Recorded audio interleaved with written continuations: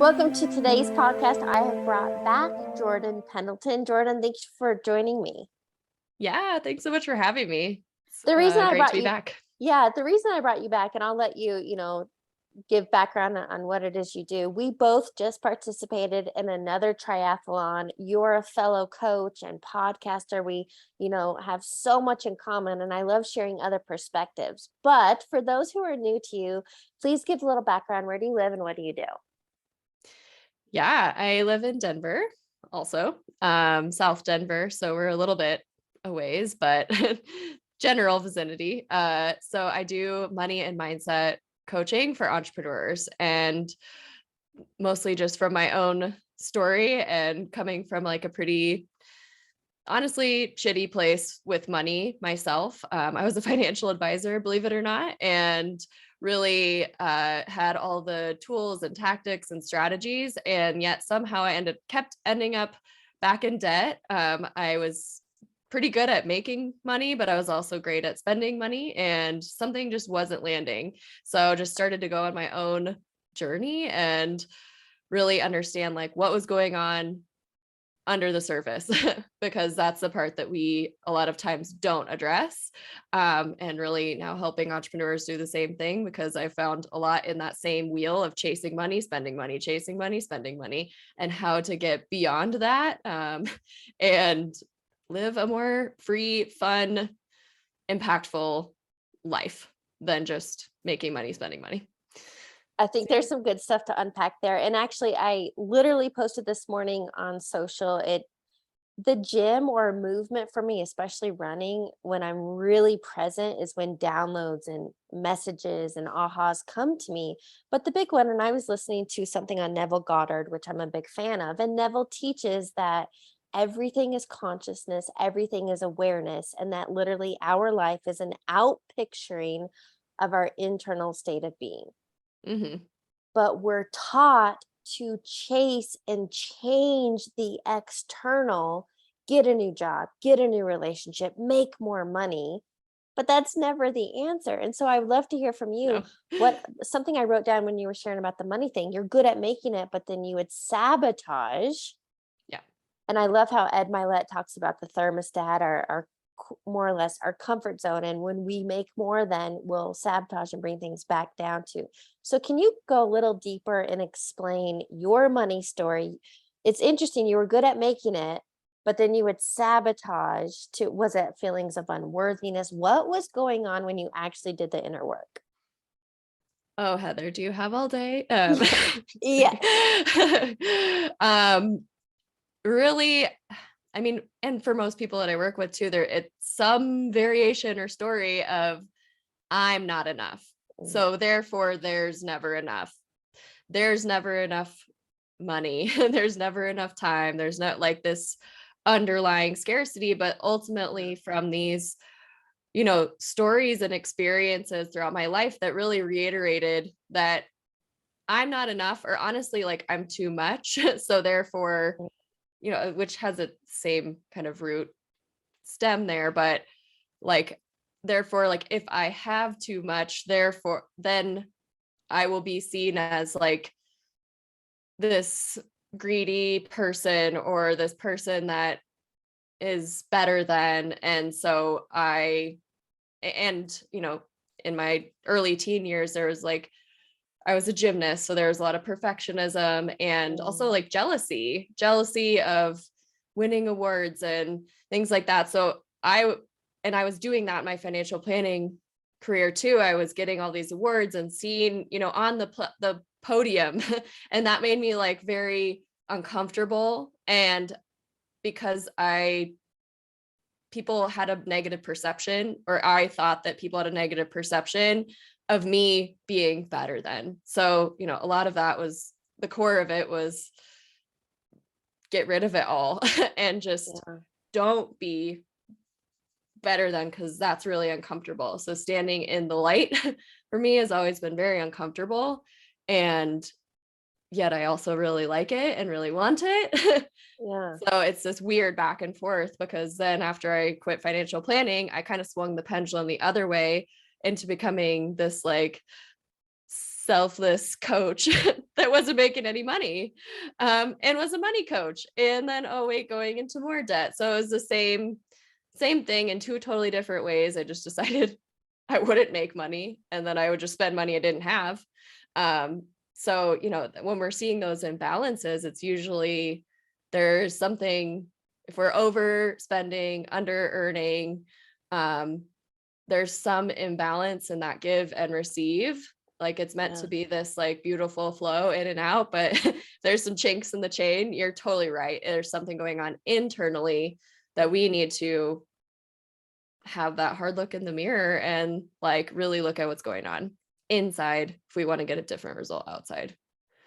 Okay, so this is a perfect example. I have a client who's a very successful businessman. I mean, we're talking multi-millionaire.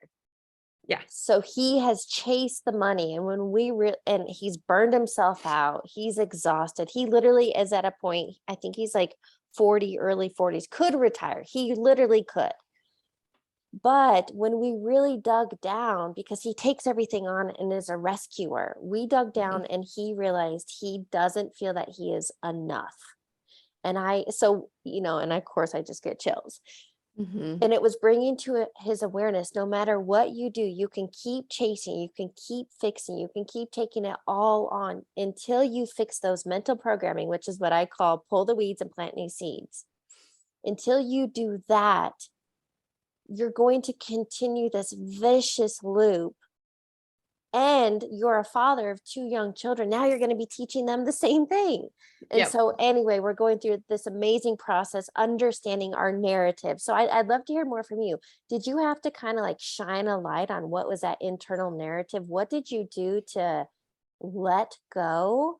Oh, I love this one. And it's kind of something Dispenza does, like to unlearn and reimagine. What did you do? Mm.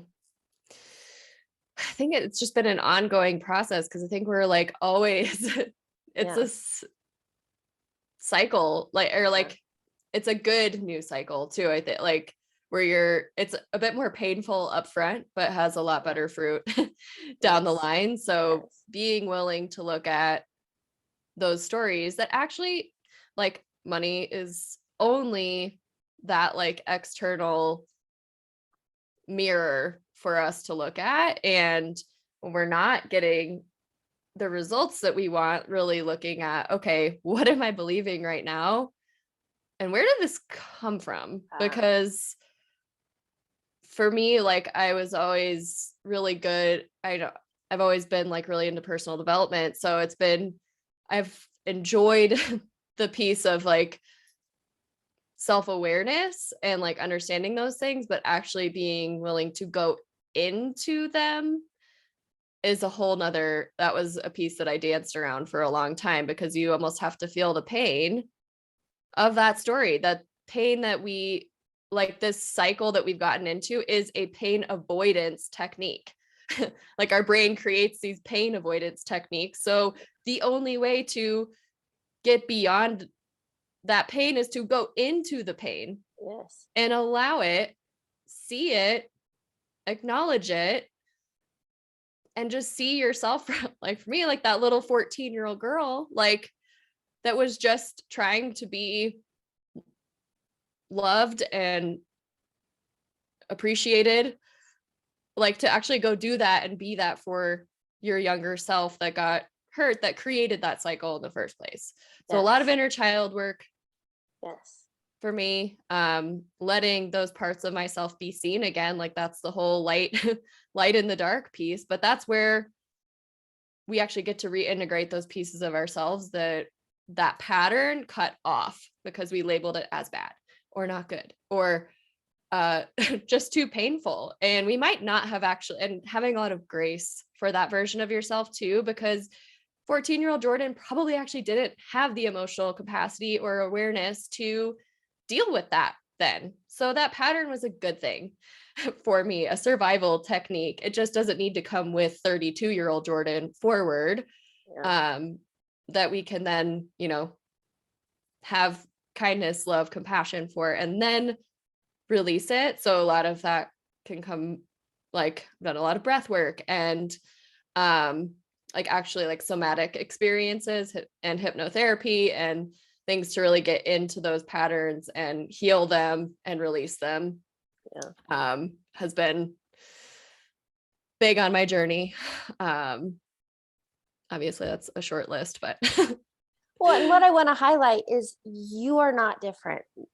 Us as humans, we all have these underlying beliefs. Ultimately, we're not worthy, we're not enough, and we won't be loved. Tony Robbins is big on sharing those. But I wrote down kind of the 4 steps that you just shared, and it's one that you had to allow it, see it, acknowledge it, and release it. And so I feel like any of us, wherever we're holding the blocks, right? Whether it's love in relationships, money, which is a big one for most people because we put it up on this pedestal. And I mean, I could go down a whole another rabbit hole with that, but ultimately it just comes down to, I love how you said it's not about blaming, it's about an awareness and understanding, self-compassion. And I've done this for, younger me versions of the stories I created in the blocks. And I was, oh, my bad. But then I think it's a realization, if I could create that, I could create something else too. mm-hmm.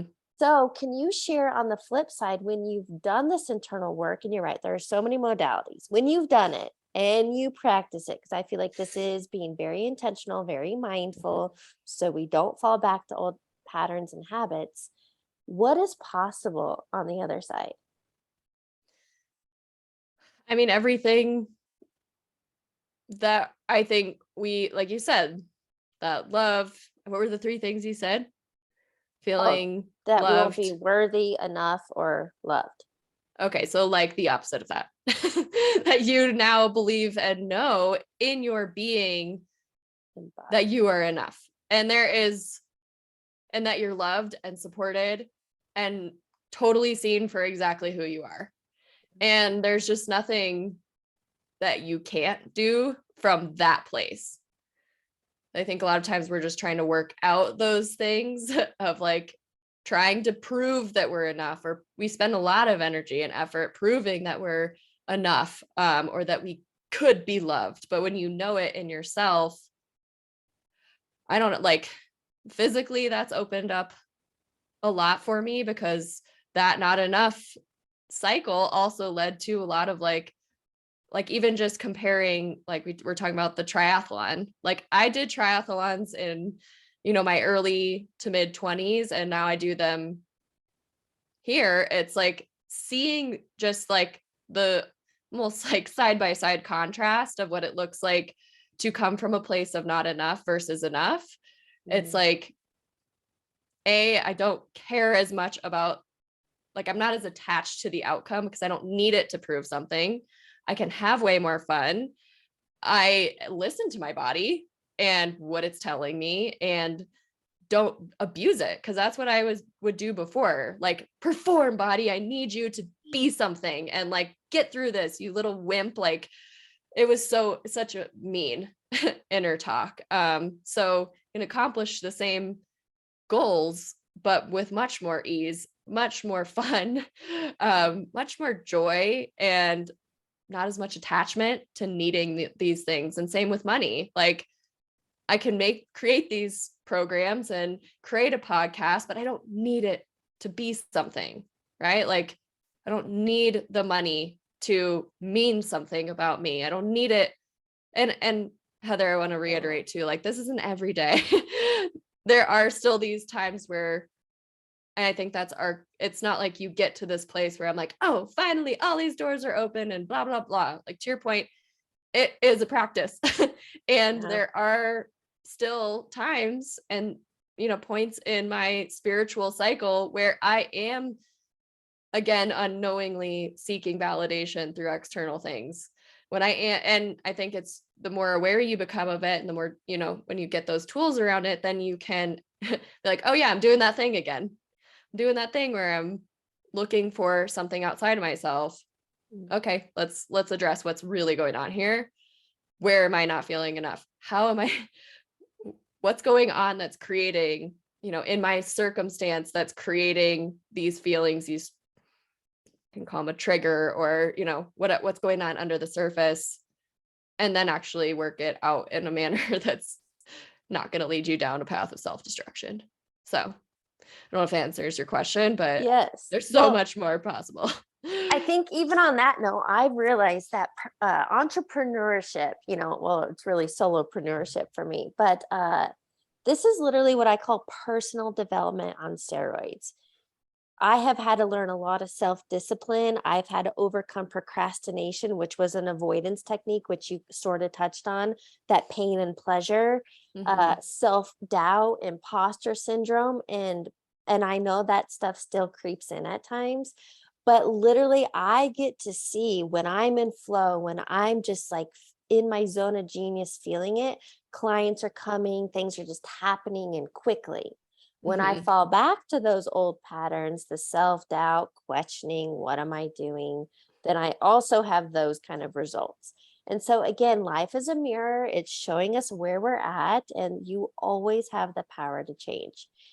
Mhm. I wrote this down and I'm just curious to ask you, in this space, have you felt like yucky about sales and marketing? Mm, yes.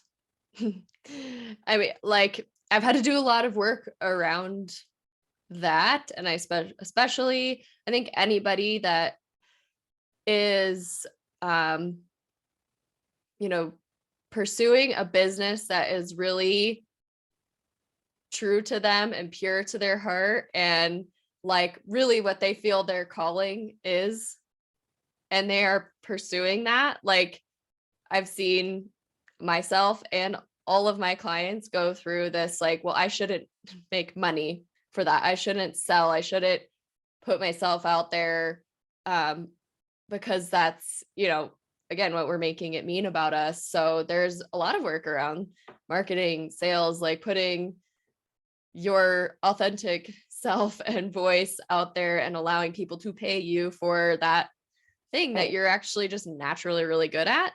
Yeah. Think that's actually really just like common thing for most on entrepreneurial people that are, yeah, going after something really pure to them.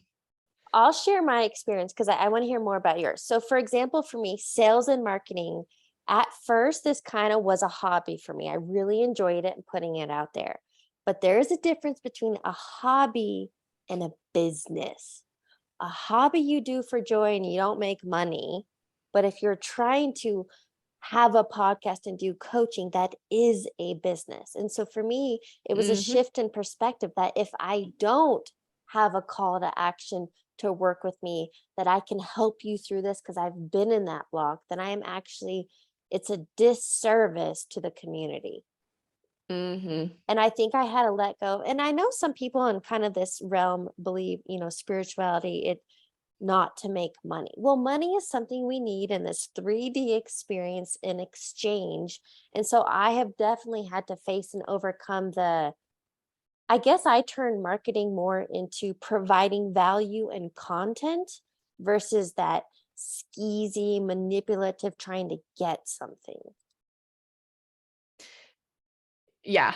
Yeah, and that's a very, I think, you know, but even like the church needs to make money, right? Like even these big like spiritual institutions, like money is a part of it, and Yeah. that's been a part of that narrative, especially if you are doing more like mental, emotional, spiritual work.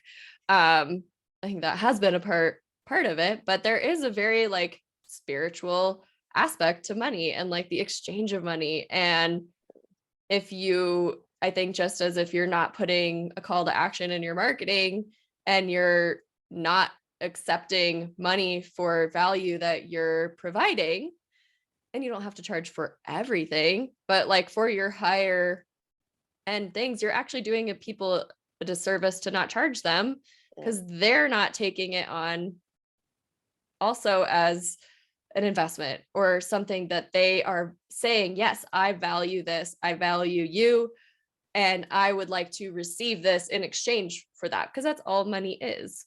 Yeah. It's like, I would like, I want, I'm willing to give this, dollar amount over in exchange for this value back. And I think as coaches, practitioners, and people who have invested a lot, financially and otherwise, into becoming quality, good coaches. Like, it only makes sense. And if you're not charging for it, then you just got to look at it and see like what's the fear around it, because you're meant to make money. Yeah. And yeah, it's not just a hobby. And I had to do that like massively, like look at, okay, I'm treating this like a hobby, and oh, it's nice. Oh, it'd be nice if I'm, made some money doing it. And then I'm like, but no, I actually like really need to make money doing this, or else Yeah. why am I doing it? So yeah.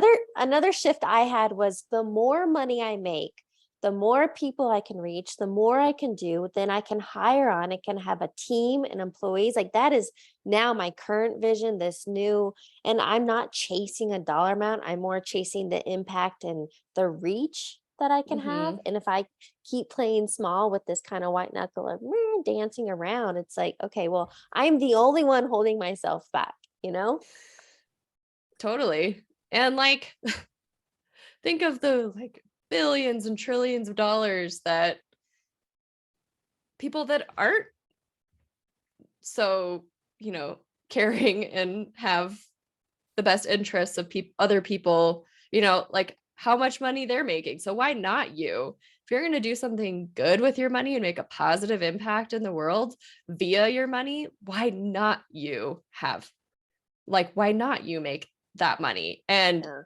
like through our money, we can change the world too. If we are, powering that with positive energy and putting that like into the world, like that only can ripple out and make more positive impact, and move the direction of which the world is moving. Yes. Okay. Your So conduit. here's what I feel like we're touching on, and I would love to hear more of your perspective because it's something you have shared with me. But ultimately, what we're talking about is a paradigm shift, which is changing that mental programming, the stories, the narratives. But something you shared with me is there was a point in your life when your health was affected, your finances were affected, your relationships, everything was, quote, in the shitter. Mm-hmm. And you had a realization that, quote, you were the problem and you had the power to change. Can you walk us through that time in your life versus where you're at now? Yes.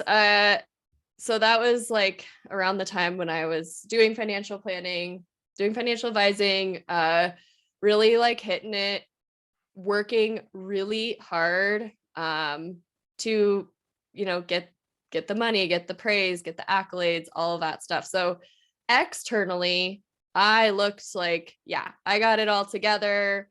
I'm doing all these big things, making this big impact, but on the inside, and that's where I think we can like totally avoid this, because it's like, oh, well, nobody else can see that this is going on. Besides the relationship piece, which I think is the hardest. Yeah. But yeah, I developed like severe scalp psoriasis from the amount of like stress I was putting on my body. But again, it's under my hair, so nobody can see it. I was blowing up all of like my relationships, blaming everybody for why I was so, and I think blame is so sneaky. But it is one of the biggest things I really encourage people to look at, because that is the call for ownership. Is, are you blaming everybody else and everything else as to why you aren't where you're at, or why you're not enjoying your life, or why you're like, why everything's not working out? Is it everybody else's fault? No. So that, that's what I was like, also total commitment phobe. Breaking up, and I'm now married to my husband, but I broke up with him like 3 or 4 times because I was so unsure of myself. Yeah. So, and that was really that realization of like, this isn't going to happen through me, just because I was pouring all my money back into getting all these health tests done and supplements and trying all these diets and everything to like fix my health.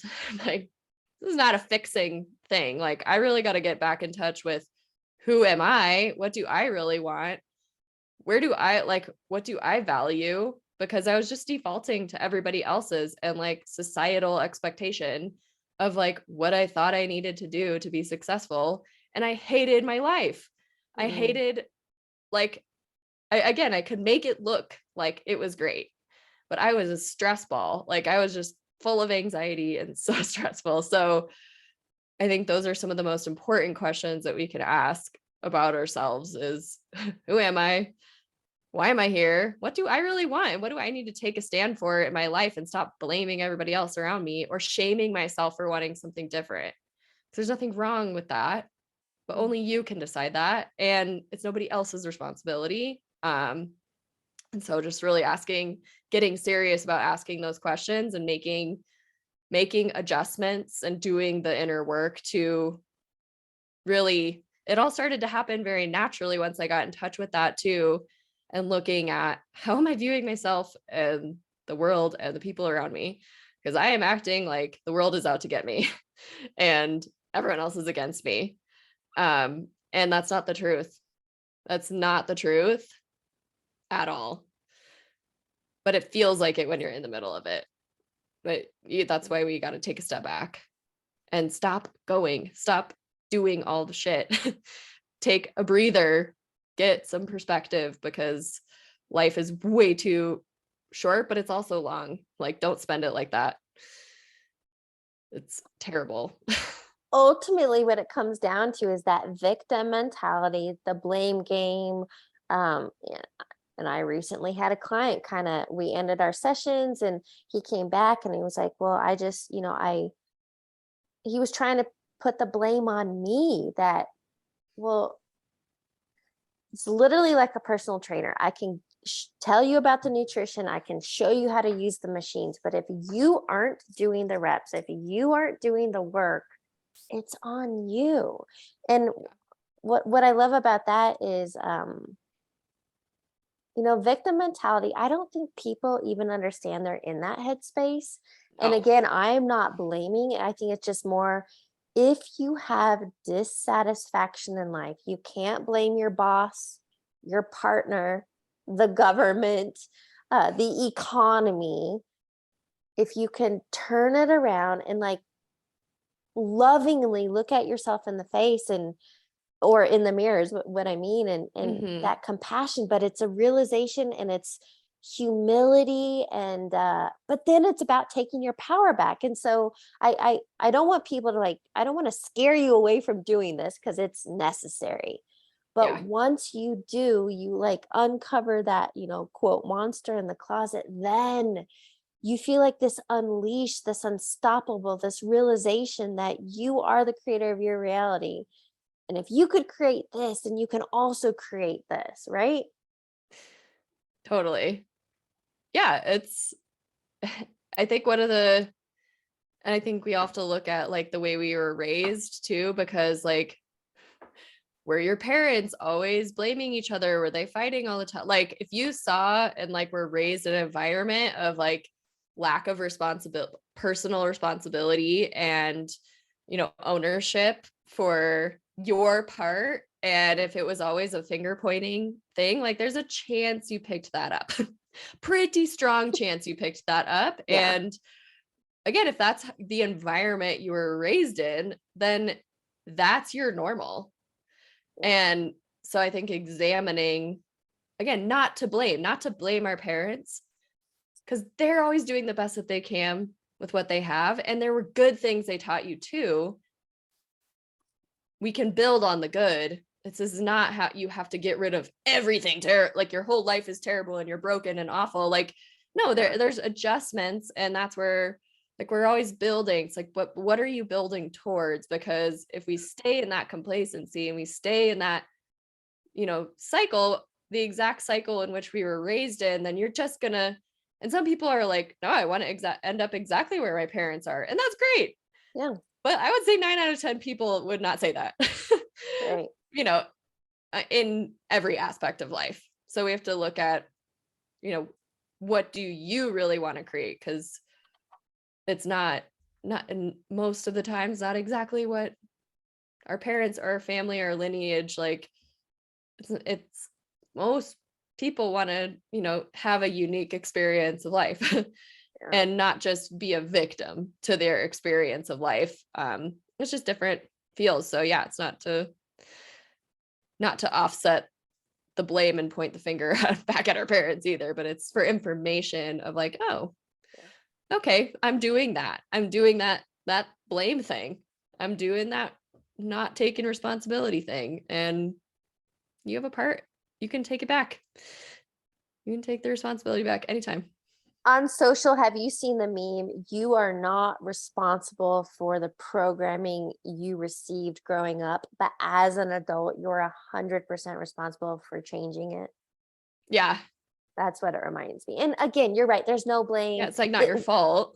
Right. This could go It's into your the whole responsibility. generational trauma. But anyway, and not to go down that rabbit hole today. I want to empower people to let them know if there is a pain point in your life, you can change it.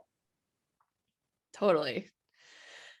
I want to know from you on the triathlon front, how did all of this like impact? And because you had like a total like 180 experience from the first time to the second triathlon. So how has this work impacted your physical with triathlons?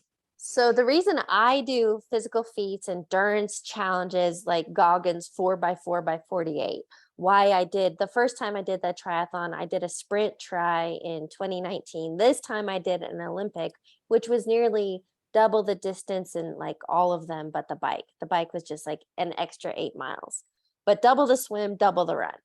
And so for me, one, a triathlon is very challenging because it's 3 disciplines.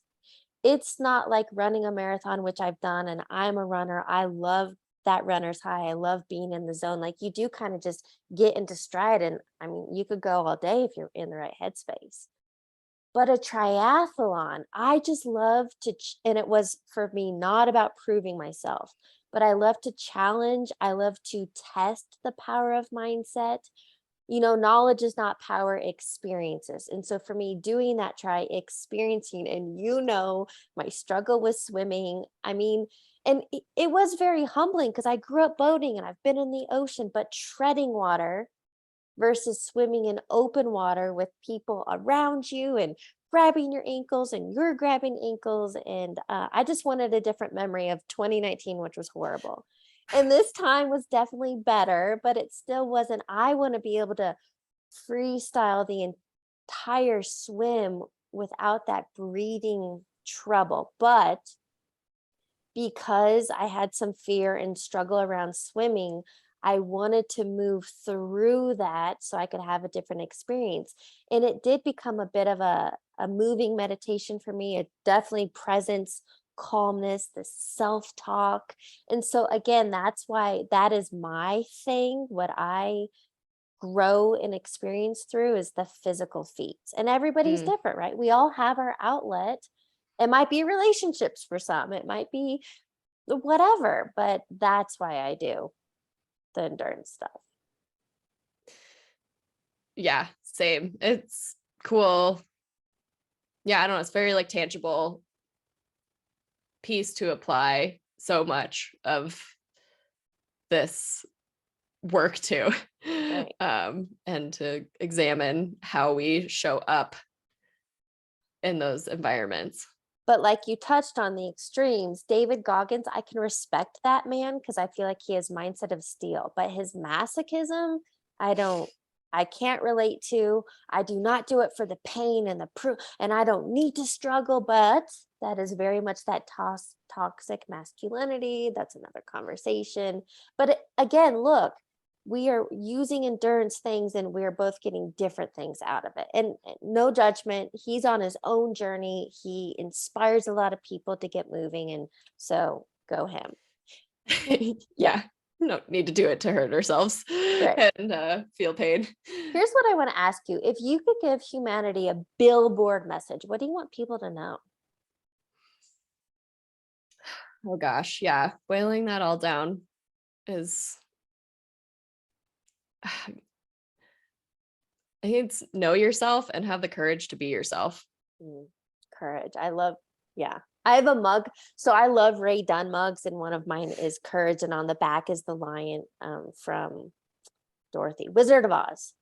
Yeah. Because yes, it is, I mean, you do have to have courage to change and to go into these things. And so I love that. And here's what I want to ask you, because we've touched on many different things, money and health and relationships and our internal talk. What do you believe is a key takeaway you want listeners to get? Hmm. Don't run away from the dark parts Mm, of yourself. We all have them, but the more we run away from the things that scare us about ourselves or that we're ashamed of about ourselves or not happy with about ourselves, like the more you run from it, the more you perpetuate whatever it is and amplify whatever it is. So do the counterintuitive thing, which is to go into the pain. And like you said, allow it to be, see it, have compassion for it, release it. I love that. You'll get totally different results and like yourself a lot more at the end of the day if you don't run from those things. I love that. Okay. I'd love to ask you a few rapid fire questions to wrap up the interview. Okay. First one, what is a quote or motto that you live by? Mm,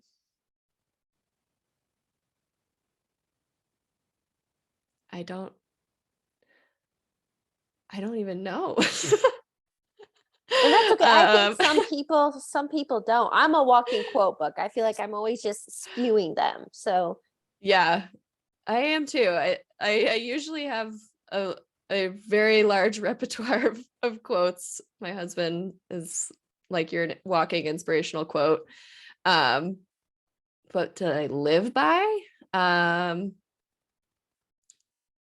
That or I maybe don't even. what's a good Yeah. reminder if you feel yourself in a funk, is there something that you can say or snap yourself back into? Oh, like a mantra I use a lot is I am enough, there is enough. I am enough, there is enough. I am enough. There like Okay. to continue that like I'm enough. You're Yes. enough. The reminders. Love that. What Little is reminders. what is a book you're currently reading or highly recommend? Currently reading. I do a lot of audiobooks. I'm actually on a nonfiction, which is not or on a fiction book, which is not normal for me because I'm usually just like pounding content. So I'm on like a content break right now. But I did just read. My brain is like not working today, Heather. Like what did I just read? That was so good. Wow.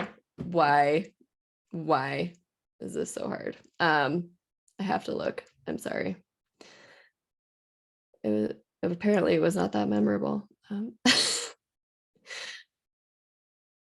What was it? Oh, Atlas of the Heart by Brené Brown, Oh, okay. which is also one that I would highly recommend because most people can't even name more than 3 emotions that they're experiencing. Like that's the average human extent of being able to name emotions. I think like for me, I have a really tough time connecting to my emotions. So her going in, like there were so many things that I was like, wow, I've totally like mislabeled emotion. Okay. So actually having verbiage for what you're feeling and experiencing, I think is a really powerful gift. Yes. All right. Final question.